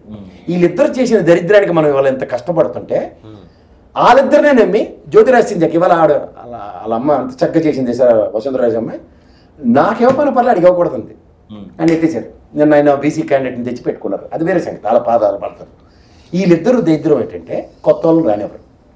ఈ దిగ్విజయ్ సింగ్ ఏంటంటే నేను ఇంకా యువకుడిని 3 పెళ్లి చేసుకుని పిల్లల్ని కానీ చూపించాడు, అంతేకాని యువకులను రానివ్వడు. అలా కాంగ్రెస్కి మధ్యప్రదేశ్ డెంట్ పడింది. రాజస్థాన్కి చెప్పేక్కర్లే, 2 కోతులు కొట్టుకుంటే బ్రెడ్ ఎట్టుకు వెళ్ళిపోయినట్టు ఆ సచిన్ పైలట్ని బతకని కూడా ముసలుడు వాళ్ళు ఎత్తుకెళ్ళిపోయారు. సో నేను ఇవన్నీ ఎందుకు చెప్తున్నానంటే, కాంగ్రెస్ ఎక్కడెక్కడ గ్యారంటీ అనుకుందారా పడేయమంటుంది. Out of the box mercy కన్సిడరేషన్స్తో ఇక్కడ మీకు 17 స్థానాల్లో ఎంఐఎంని ఎవడో ఏం చేయలేడు. మిగిలిన 16లో ఆల్రెడీ 4 గెలిచి, మీరు స్థానికంగా బీజేపీ 2 స్థానాలు ఇక్కడ గెలుచుకోగలిగింది అని అగ్రిగేట్ 7 ఉంటాయి నియోజకవర్గంలో. ఇలాంటి ఇక్కడ గెలిచిన దగ్గర రేపు ఎంపీలకి 25 నుంచి 35% ఓటు బ్యాంక్తో ఎలా కాంకర్ చేస్తారు చూడండి బీజేపీ. ఈ కాంగ్రెస్ రేవంత్ రెడ్డి కదా, ఈ బీఆర్ఎస్ఎల్ కదా, ఇంత కష్టపడి అట్లీస్ట్ ఎంపీలు గెలుచుకుందాం అన్న తాపత్రయంలో టాస్క్ రేవంత్ రెడ్డి గారికి, కానీ జరగబెట్టి చూడండి మీరు. సరే, ఆంధ్రప్రదేశ్ లో మాత్రం ఈ మ్యాజిక్ ఎందుకు పనిచేయట్లేదు అంటారు? ఇప్పటికీ కూడా ఒక్క ఎంపీని కూడా సొంతంగా గెలవలేని పరిస్థితి బీజేపీకి. రేపు ఎలక్షన్స్ లో కూడా గెలిచే అవకాశం లేదని అన్ని సర్వేలు చెప్తున్నాయి. ఇప్పుడు డబ్బా ఉంది కదా, నేను లేచి తీసుకోవాలి, మీరు ఎవరిని అన్నప్పుడు మీరు ఇస్తున్నారు అనుకోండి, నాకెందుకు, నేను ఎందుకు వెళ్ళి తీసుకోవాలి? ఓకే, ఈ 2 మన జేబులో పార్టీలు కాబట్టి అవసరం లేదంటారు. జేబులో పార్టీలు అంటారు సార్, ఆడి పని ఆడికి సుఖం అంటే మరి ఎవడో ఎడ్డమాలకం కావాలి, అది ఎవడైతే అన్కండిషనల్ గా సపోర్ట్ అదే కదా. ఇప్పుడు మొన్న దాకా కేసీఆర్ అన్కండిషనల్ గా సపోర్ట్ చేసే కదా, ఎప్పుడో కాలేడు అయ్యాడు, ఎక్కడో మంటక్కాలి కదా. ఎలక్షన్ రాంది ఎవరేం చేస్తారు? ఎన్డీఏ పొత్తు మన ముగ్గురు అని చెప్పి చేతులు ఇస్తున్న గత ప్రభుత్వం లాస్ట్ 1.5 year కదా మంటెక్కిపోయి ప్రజా పోరాటాలు మొదలెట్టారు. అలా మంటెక్కి కార్యక్రమం ఏది? సరే, ఇప్పుడు మీరు రాష్ట్రం గురించి ఎంత చర్చించేస్తున్నారు కదా రాత్రి పగలను, అది ఏం జరుగుతుందని చర్చిస్తున్నారు. ట్యాక్సీలు కట్టించుకుంటాడు, సంక్షేమం ఇస్తున్నాడు. గత ప్రభుత్వ బిల్లు క్లియర్ చేసి అయిపోయింది పరిపాలన. శాంతి భద్రతలు ఇంకే శాంతి భద్రతలు అండి. హోమ్ మినిస్టర్ గారు ఎక్కడ ఉన్నారు? ఇంట్లో ఉంటారు. ఇప్పుడు ఆ మహేంద్ర అనే వ్యక్తి సూసైడ్ చేసుకున్నాడు, ఒక స్టేట్మెంట్ ఇచ్చారా? ఏమని ఇస్తారు? వెళ్తే జనాలు ఎమ్మడబడి తరివారు కదా, తరివారుగా ఈ తరివారు. దానికి ఇప్పుడు ఏమైంది? 67 మందిని బీసీ ఇన్ఛార్జీలు ఇస్తున్నారు. అలా సరిపోయి అదేంటి సార్, శాంతి భద్రతలు చూస్తారా లేకపోతే బీసీలు ఇన్ఛార్జీలు చెప్తే సరిపోద్దా? అది ఇక న్యాయం జరిగిపోయినట్టు అంటే ఏం జరిగిపోయింది? నేనేం చేయమంటే మీరేం చేస్తారు చెప్పండి. మీరేం చేయడం కాదు, మీరేం చేస్తారు చెప్పండి, నేను ఏం చెప్పారు కదా. అలా కాదండి, రాష్ట్రంలో ప్రతి విషయానికి ఒక ఆల్టర్నేటివ్ క్రియేట్ చేసి ఇప్పుడు సడన్ గా నేను రేపు వైజాగ్ వెళ్ళిపోతాను ముహూర్తం పెట్టారు అని ఈ డిస్కషన్ మీద జుట్లు పీక్కుని చచ్చిపోతున్నారు అన్ని ఛానళ్ళు.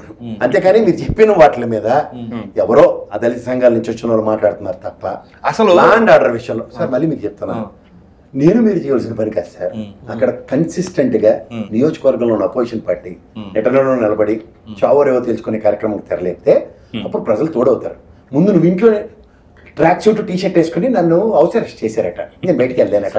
అంచేత ఏంటంటే మీ అంతటి మీరే తిప్పలు పడి నేను ఖండిస్తాను ఇక్కడి నుంచి అని ఫేస్బుక్ లో పెట్టారు అనుకోండి, ఫేస్బుక్ ట్వీట్లే ఉంటాయి. కానీ ఒక కమ్యూనిస్ట్ పార్టీలతో ఉన్న నేపథ్యంలో ఇవాళ మనం కనుమరుగైన తర్వాత ప్రజా ఉద్యమాలకు ఎప్పుడైతే మనం పెట్టలేకపోతున్నామో జరుగుబోటంత సుఖం ఇంకోటి ఉండదు. వీడు చల్లగలకుండా ఇంట్లో కూర్చోగలుగుతున్నాడు, వాడికి నచ్చిన పని వాడు చేసుకుని తిరగలుగుతున్నాడు. ఇవాళ మీకు సిపిఎస్ రద్దు అన్న దగ్గర ఎవడు పని చేయాలా? ఎంప్లాయీస్ పని చేయాలి. వాళ్ళు తలుచుకుంటే 2 చేతులతోనూ గుద్దేస్తారు కదా, ప్రభుత్వాలు మార్చేస్తామని చెప్తారు కదా. ఒక్క రోజులో ఉచ్చపోసుకుని ఎందుకు పోయారు? విజయవాడకు వచ్చి తోక ముడుచుకొని ముందు నువ్వు నిలబడితే మా మాస్టర్ గారు వచ్చారో లేకపోతే మా తాతగారు వచ్చారో అని చెప్పి పాపం విజయవాడ ప్రజలు నిలబడి స్వచ్ఛందంగా మంచినీళ్ళు ఇచ్చి నానా దెబ్బలు పడ్డారు సార్. తెల్లాసాక ముసుగేసుకుని ఇంటిపోతే వాళ్ళ విజయవాడ రానియడానికి నానా ఇబ్బందులు పెట్టారు కదండి. ఎంతమంది ఎక్కడికక్కడ ఎంతమంది అంటే బాగా చెప్పారండి. 5 కోట్ల ప్రజలండి. పోలీసు వ్యవస్థ లెక్క చెప్పమంటారా? 2,54,000 మందికి ఒక కానిస్టేబుల్ ఉంటాడు. లెక్క చెప్తా మీకు, నేను చెప్తా. అంత విప్లవమే ఉంటే మరి దేనికి ఊగిపోతున్నారు మీరు? ఇక్కడ మనకి మళ్ళీ చెప్తుంది సమస్య ఎవరికి ఉంది, సమస్యని విపులీకరించి చెప్పే సామర్థ్యం ఎవరికి ఉంది. 3వది ఈ సమస్యకి సానుభూతి సంఘీభావాలు తెచ్చుకునే ఉదంతం ఇది. ప్రజా సమస్యల కోసం ప్రజల తరఫున ఇప్పుడు ఉదాహరణకి విద్యుత్ ఛార్జీలు పెంచారు అనుకోండి సార్, మీరు కడుతున్న ట్యాక్సులతో మాకు జీతాలు వస్తున్నాయి కదా సార్, మేము ఈ నెల 3 రోజులు జీతం తీసుకోవట్లేదు విద్యుత్ ఛార్జీలు పెంచినందుకు అని విద్యుత్ సంఘాల నుంచి కనుక పిలుపు వస్తే ప్రజల కన్సర్న్ ఉంటుంది వాళ్ళకి వచ్చే సమస్య మీద. అలాగే ఉపాధ్యాయులు, అమ్మ కరోనా అయిపోయింది కాబట్టి నేను ఇవాళ ఎక్స్ట్రా 2 hours చెప్తున్నాను పిల్లలు సక్రమైన మార్గంలో అని స్వచ్ఛందంగా వాళ్ళు మానిటర్ చేశారనుకోండి, ఉపాధ్యాయుల మీద కన్సర్న్ ఉంటుంది. అలాగే ఇక్కడ వ్యవస్థలో మున్సిపల్ ట్యాక్సులు పెంచినందుకు మున్సిపల్ వ్యవస్థ 2 రోజులు మాకు జీతాలు వద్దండి 28 రోజులకి ఇవ్వడం లెక్క కట్టి తీసుకుంది అనుకోండి, ప్రజలకి వాళ్ళ మీద కన్సర్న్ ఉంటుంది. రెవెన్యూ వాడు చచ్చినా బతికినా డబ్బులు ఎత్తేసుకుని బతుకుతున్న వాళ్ళని పట్టుకునే వాళ్ళ గురించి కన్సర్న్ చూపించమంటే వాడికి ఎవడు పిడి పెడతాడని చూస్తుంటే రాష్ట్రం విభజించి చచ్చిపోతే 42% ఫిట్మెంట్ ఇస్తాను కానీ ఇక్కడ నుంచి వెళ్ళమంటారా? ఈ విషయం కన్నా గవర్నర్ ఇక్కడ తాళం పెడితే జడ్డిమాలో కొన్న కూర్చున్నాడు ఈ గవర్నర్. తెలుసా మీకు? అమరావతి రాజధాని కావాలని ఓటుకు నోటుకేసుకొని భయం పడిపోయాడు చంద్రబాబు నాయుడు దానికి భజన చేస్తూ కూర్చున్నారు. ఈ అశోక్ బాబు వీళ్ళందరూ ఎవరండి వీళ్ళు వచ్చి వాళ్ళ ఎమ్మెల్సీలు అన్నీ అయిపోతారా? కానీ ఈ ప్రజలకి అరే తాళాలు వేస్తే మేము దిక్కు లేక గతి లేక మేము వచ్చామని చెప్పుకున్న స్పీడ్ చెప్పండి, నాకు చెప్పండి సార్. అయితే మీకు ఒక చిన్న పాయింట్ అండి ఇక్కడ. మళ్ళీ చిన్న పాయింట్ అంటారు. ఈ పాయింట్ చెప్పండి సార్ సమాధానం. నాకు ఈ పాయింట్ సమాధానం ఏదే? కత్తర్ చెట్లు అందరూ కుట్టించుకోగలం, ఎమ్మెల్సీలు అయిపోయి నాయకులు అయిపోతారా? అది అక్కడ చాలా మంది ప్రజల్ని ఎదవలు చేసిన పరిస్థితి అయితే ఉంది సమైక్యాంధ్ర ఉద్యమంలో. చెప్పండి. అదే చెప్తా నేను చెప్తా కాదు ఇవాళ మీకు ఉన్నట్టు ఈ సౌరవ బ్యాచ్ గారికి కూడా తెలియాలి. రాష్ట్రం విభజనప్పుడు సార్ గురుగారు ఈ ఐఏఎస్ ఐపీఎస్ ఆఫీసులో ప్రిన్సిపల్ సెక్రటరీలు ఉంటారు, వీళ్ళకి వచ్చిన వాళ్ళు పోయి కలిపెట్టండి. నాకు అర్థం కాదు, రాష్ట్రం ఈ ప్రాతిపదికను విభజించబడుతుంది అన్న దగ్గర ప్రిన్సిపల్ సెక్రటరీ నీటిపారుదల శాఖ ప్రిన్సిపల్ సెక్రటరీని ఇది జనాభా ప్రాతిపదికన ఈ విధంగా విభజించండి, ఈ విధంగా వీళ్ళు పని చేయకుండా వీళ్ళు పెన్ డౌన్ ఎందుకంటే ఓకే వీళ్ళు పెన్ డౌన్ చేయడం వల్ల లెక్క జమ లేకుండా వాళ్ళు జయప్రకాష్ నారాయణ చెప్పిన పకోడీ కబుర్లకి మా వాడు మన లుంగి వెంకయ్యనాయుడు గారు ఊగిపోయి రాష్ట్ర విభజించేస్తే అరుణ్ జైట్లీతో కూర్చొని మన్మోహన్ సింగ్ గారు 5 ఏళ్ళకి ఇస్తామని చెప్పి పెన్నం పెట్టేలోగా మేము వచ్చి 10 ఏళ్ళు ఇస్తామని పకోడీ కబురు చెప్పిన బీజేపీ వాళ్ళకి మనం జడ్డి వేదవల్లో నమ్మి ఓట్లు వేస్తే 10 ఏళ్ళు లేదు సార్, దాని పేపర్ మీద లేదట. అమరావతి రాజధానికి ఓపెనింగ్ వచ్చాడు నరేంద్ర మోడీ, మా మొహాన్ని చెమ్ము నీళ్లు మట్టిపోసి అమరావతి ఉద్యమం జరుగుతుంటే ఏదే తమాషాలకు ఉందా నేనే ఓపెనింగ్ చేశాను శిలాపలకం నా పేరు మీద ఉంటే వీళ్ళు వెళ్ళి సోమవారం వెళ్ళి పాలిష్ కొడతారు దాన్ని అడిగిన వాళ్ళు లేడా? ఏం సార్ మీరు మళ్ళీ చెప్తున్నాను, వీళ్ళు జరుగుతున్నట్లకి వీళ్ళకి ఇష్టమే, మనకి ఎందుకులేండి సార్, అందరితోనూ విభజించుకోలేము కదా అని ఒక పోగొడి గడి. ఇంకోడేమో ఇక నేను డిసెంట్రలైజేషన్ పిలుపునిచ్చాను కాబట్టి నా పద్ధతి ఇది, రాజధాని ఉంటే రాజధాని అంటే ఏంటి సార్? మీరు ముగ్గురు సీనియర్ జర్నలిస్టులు, మనకి 10 ఏళ్ళు ఇక్కడ రాజధాని ఇచ్చారు కదా సార్, ఇక్కడ ఏడవమని ఏంటి సార్ ఉమ్మడి రాజధానిలో మనకు వచ్చింది తెలుసా మీకు? చెప్పనా? ఒక సెక్రటరియట్ లో ముష్టి 3 బ్లాక్లో 4 బ్లాక్లో అసెంబ్లీ సమావేశాలు పెట్టుకోవడానికి అసెంబ్లీలో వెసులుబాటు, హైకోర్టు అక్కడ ఏడ్చింది కాబట్టి హైకోర్టులో మన ఆంధ్రప్రదేశ్ సంబంధించింది. వీటి తప్ప మనకి ఇంక దీని మీద 10 ఏళ్ళు హక్కు లేదు కదా. 10 ఏళ్ళు అక్కడ ఉండమంటే వెళ్ళిపోయాడంటే సమాధానం కూడా చెప్పాలి. ఎంప్లాయీస్ అసోసియేషన్లో రే మాకు గవర్నర్ ఏమీ చేయకుండా కూర్చుంటే తాళాలు పెడితే మాకు ఇంక గతి లేక ఆడ పోయాంరా అని వాళ్ళు చెప్పరు. ఈ ముఖ్యమంత్రి పోయాడు కదా, ఓటుకు నోటు కేసు ఏంటండి గవర్నర్ ఇచ్చేసాడని ప్రెస్ మీట్లో చెప్పిన ఉదంతం ఏదైనా ఉందా ఆనాటి ముఖ్యమంత్రి హోదాలో? చెప్పండి, మీరు చెప్పండి, మీరు ఉందా లేదా? లేదు. ఇప్పటికీ దాని మీద డిఫెండ్ చేసుకోలేకపోతున్నారు కదా. జడితనమా చేతకంతనమా? అది ఎవరికి చెప్తారు సార్? అయితే సార్ ఇందాక దాని కంటిన్యూషన్ ఒకటి ఉంది. చెప్పండి. ఏదంటే ఈ దళితుడు ఆత్మహత్య పాల్పడినప్పుడు అసలు ప్రభుత్వం దళిత మంత్రులను పంపించండి, ఇది ఎక్కడ దళితులు అర్థం కాదు. రాజకీయం ఇప్పుడు మంత్రి అన్న తర్వాత ఎవరైనా వెళ్ళాలా? ఈ దళితుడు కాబట్టి దళిత మంత్రులు వెళ్తారా? కాపు సామాజిక వర్గం వ్యక్తికి ఏదైనా జరిగితే కాపుల మంత్రి వెళ్తారా? ఇదేనా ఇక ఎంత కులం కుంపడితో రాష్ట్రాన్ని సర్వనాశనం చేయటమేనా? గతంలో బాగా ప్రశ్నించారు సార్. గతంలో ప్రజారాజ్యం పార్టీ పెట్టినప్పుడు ఏ సామాజిక వర్గ ప్రాతిపదిక మీద పెట్టబడింది సార్? ఆన్సర్ కావాలి నాకు. ఇప్పుడు ప్రభుత్వం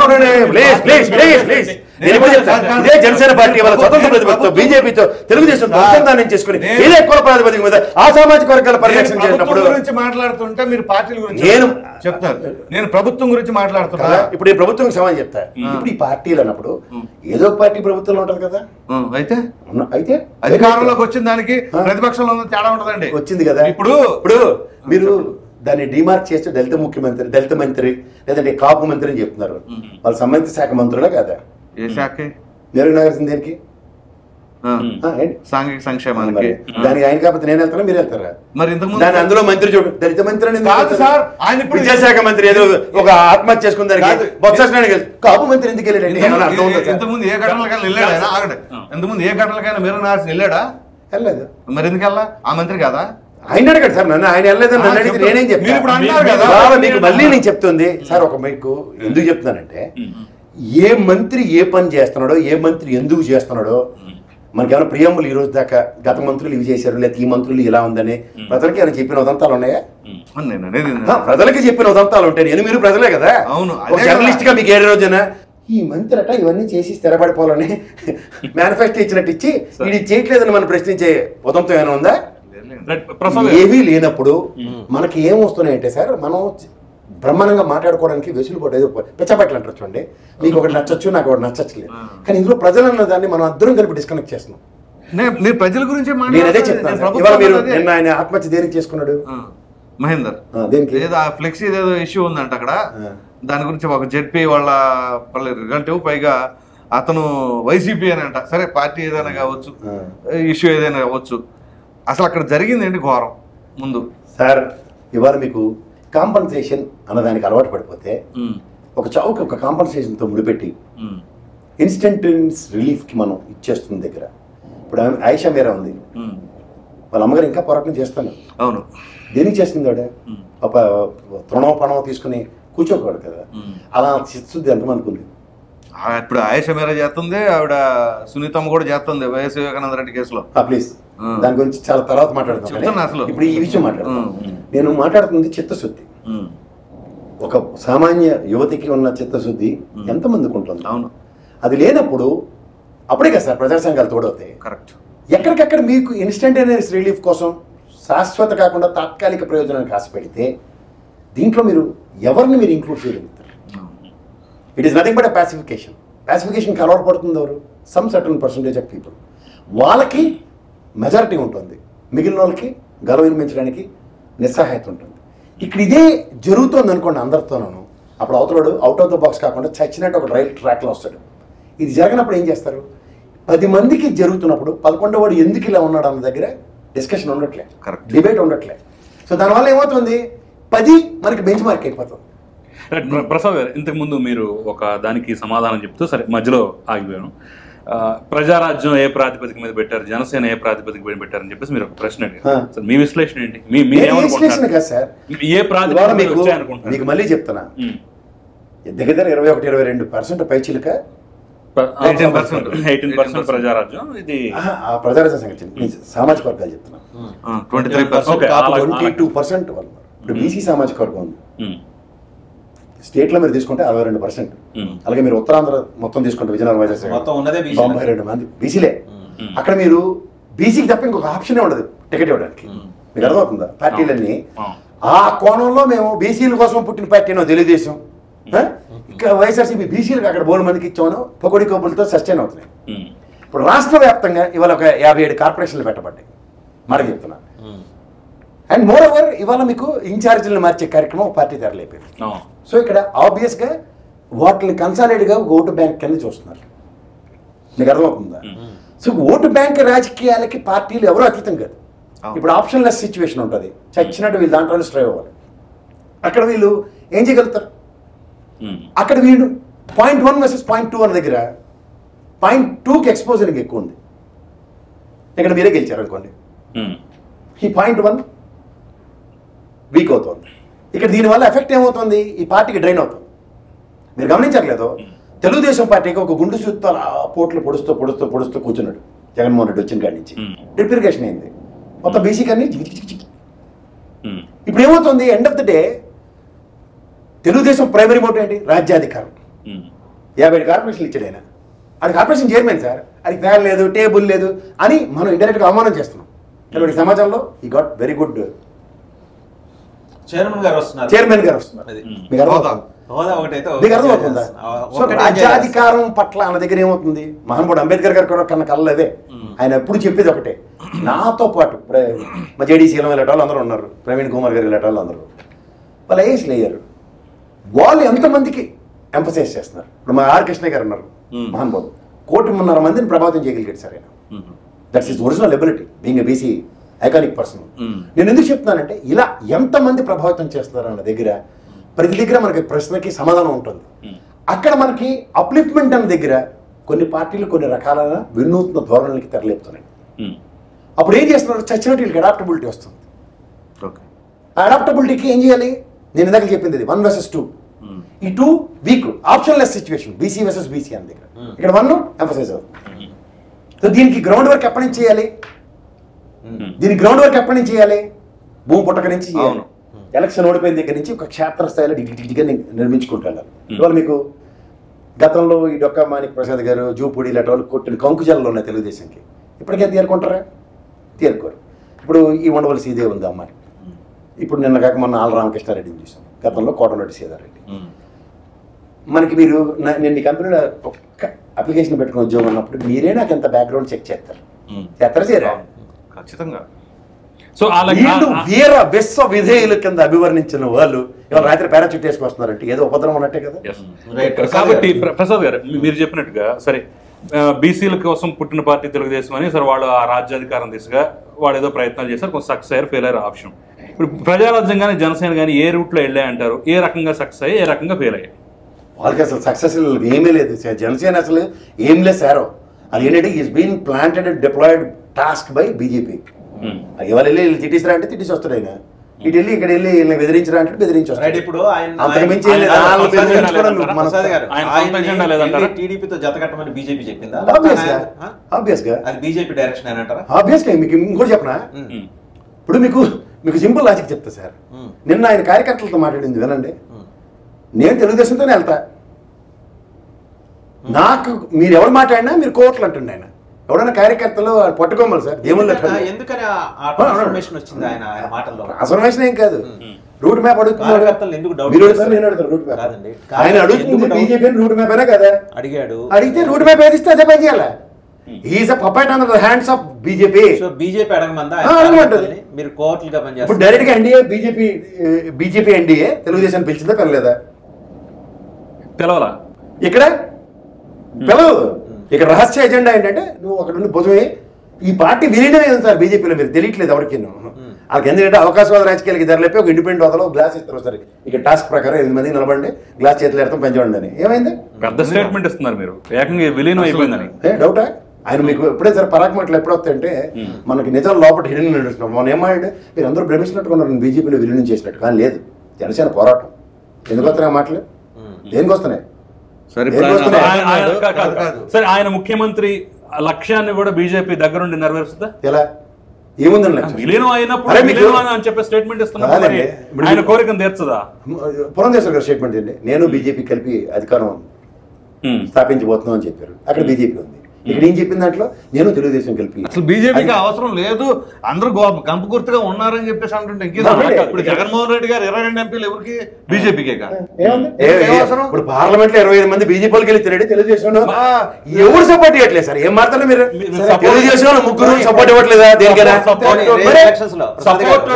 డైరెక్ట్ విలీనం అంటున్నారు, చేయగలుగుతున్నాను అంటున్నారు, తెర వెనక రూట్ మ్యాప్ ఏముందని ఇంత పెద్ద ప్రశ్న ఇస్తున్నట్టు ఇంత పెద్ద గొంతు పెట్టేస్తారు. జనసేన కాడ ఏటుందని విలీనం గురించి పెద్ద టెన్షన్ పడుతున్నారు. ఎక్కడొచ్చి లెక్క చెప్పనా? 175 నియోజకవర్గంలో నిలబడి 139, 111 నియోజకవర్గంలో డిపాజిట్లు యాడ్ చెప్తాండి 6%. లెక్కలు చెప్పనా?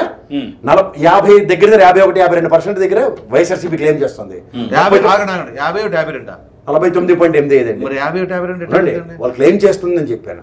లెక్కలు చేద్దాం రండి. చేస్తారా? ఇక్కడ మీకు 39.6 కదా, 10% వేరియేషన్. ఇక్కడ మిగిలినవి communist party commission of India అని 6% ఉందని చెప్పేసి ఏకంగా 5.9% ఇచ్చినప్పుడు మరి దాన్ని కనీసం దాన్ని కూడా గుర్తించమా? రికగ్నైజ్డ్ పార్టీ లిస్ట్ లో వచ్చిందా? రికగ్నైజ్డ్ పార్టీ అందుకే చెప్తున్నాను సార్. జనసేన ప్రతి ఆవేశపడుతున్నారు. లెక్క చెప్తున్నా కదా, లెక్క జనసేన మీరు వైసీపీ కాదు, టీడీపీ కాదు. నేను అంటుంది ఏంటంటే నిలబడేది 139. ఎవరితో నిలబడ్డారు కలిపి? బీఎస్పీతో కమ్యూనిస్ట్ పార్టీలు, వీళ్ళు ఇండిపెండెంట్ గా నిలబడ్డారు. ఈ మూడింటి సంకీర్ణానికి వచ్చిన ఓట్లు ఎంత? ఎలక్షన్ కమిషన్ ప్రకారం 6% ఎట్లా? అర్థమైందా? ఈ 6%లో మీకు 111 నియోజకవర్గాల్లో 5,000 కన్నా తక్కువ ఓట్లు వీళ్ళకి. ఏ ప్రాతిపదిక మనం తీసుకున్నా కరెక్ట్గా 12-14 నియోజకవర్గాల్లో 20,000 పైకి చిలుకలు వచ్చాయి. ఇక్కడ మీరు ఏ క్యాలిక్యులేషన్ తీసుకున్నా 4.6 మించి లేదు అది. సరే, ఇప్పుడు అదే గ్రాఫ్ అట్లాగే స్టాండర్డ్ ఉండిపోయింది అంటారా, ఇంకా తగ్గింది అంటారా? సరే, ఇప్పుడు మీరు జర్నలిస్ట్ కానీ ఓ పలానా ఆఫీస్కి వెళ్ళి ఇంటర్వ్యూకి వెళ్ళడానికి వెళ్తే వీళ్ళు మా ఆఫీస్ మనకు కొత్తారని తీసుకుంటారు. ఈ క్యాండిడేట్లు ఎవరంటే ఇక్కడ బీజేపీ ఇక్కడ చూసాం కదా, బీజేపీ వాడు పిలిచి జనసేన నిలబడమని ఉదంతో తెలుగుదేశం వాళ్ళు తీసుకొచ్చి వాళ్ళు నిలబడమని చెప్తారు. ఇంకా అంతకన్నా ఇంకేముంటుంది? సరే, కానీ ఇంకో ప్రశ్న అండి, ఫైనల్గా చెప్పండి. ఈ రేపొద్దున తెలుగుదేశానికి పాతిక ఎంపీ సీట్లు వచ్చినా వాళ్ళు కూడా బీజేపీతో పోతారా? సార్ మీలాంటి సీనియర్ జర్నలిస్ట్ అలాంటి ప్రశ్నిస్తే హైపోత్కిల్లో ఏం లేదు సార్. ఈ రోజు దాకా ఇట్టించటికింటి ఈ బ్యారికేడ్ బ్యాచ్ గాలే కానీ ఎంపీలు నిక్కాసిగా పలానా కూడా ఎంపీగా నిలబడుతున్నాడు అన్న ఉదంతో కూడా చెప్పండి. ఎంపీలే ఈ రోజు దాకా మ్యానుఫ్యాక్చర్ చేసుకోలేదు సార్. మనం ఈ మొహాన్ని ఇటుపక్క మాస్క్ తీసుకొచ్చి తెలుగుదేశం లేదా తెలుగుదేశం నుంచి పోయి వైఎస్ఆర్సీపీ వీళ్ళ గురించి ఆవిడకెళ్తాడు. ఎవరు మీరు నేను అలా చీట్లు పేకలు ఆడుకున్న వాళ్ళు బట్టలు కాసుకోవాలంటే నవ్వుతారు సార్. అది లాస్ట్ మూమెంట్లో ఎవడు ఇటు వెళ్తాడో చూడండి. 15 రోజులు ఆగ్రబాబు అంటే రఘురామకృష్ణ పారిపోయి వైఎస్ఆర్సీపీలో గెలిచి వాళ్ళ ప్రవచనాలు చెప్తాను కూర్చుని. ఎవరికి తెలియదు సార్ ఇలా నేను ఇలాంటి చూసుకోవడం. ఇంకా ఎవరండి యాదవ్ ప్రకాష్ శ్రీనివాసులు రెడ్డి, మాగుడు శ్రీనివాసులు రెడ్డి తెలుగుదేశం నుంచి గెలిచేస్తాడంటే వైఎస్ఆర్సీపీ నుంచి గెలిచేస్తాడు. కానీ ప్రభుత్వం వ్యతిరేకత ఉందట ఎవరికని చెప్తారు. నవ్వుతారు ఎవరండి నేను అటువంటి చూసి. అంచేత సార్ ప్రజలు, వ్యవస్థ అండ్ ఓటింగ్ ఈ 3 డిఫరెంట్ కాన్సెప్ట్స్. వీటిలో ఒకదాంతో ప్రభావితం అయిపోతుందంటే రాజస్థాన్, మధ్యప్రదేశ్ ఎలక్షన్స్ ఒకసారి చూసి 3 ఎంపీలు సార్ నాకు తెలిసిన వాళ్ళు ఒక చిన్న సర్వే కూడా చేసి ఇచ్చాం. వాళ్ళ అత్తగారి ఊరిలో ఆయనకి 7 ఓట్లు వచ్చాయి. ఎందుకు పడి సవాలో చెప్పానండి. 7 ఓట్లు వచ్చాడికి. అరే నీకు మేము మామ కూడా ఓటు వేయడని అడిగాను నేను. వేయలేదట. అది అంత చక్కగా జరుగుతున్న election. Right right. Thank you Prasad గారు. Thank you very much.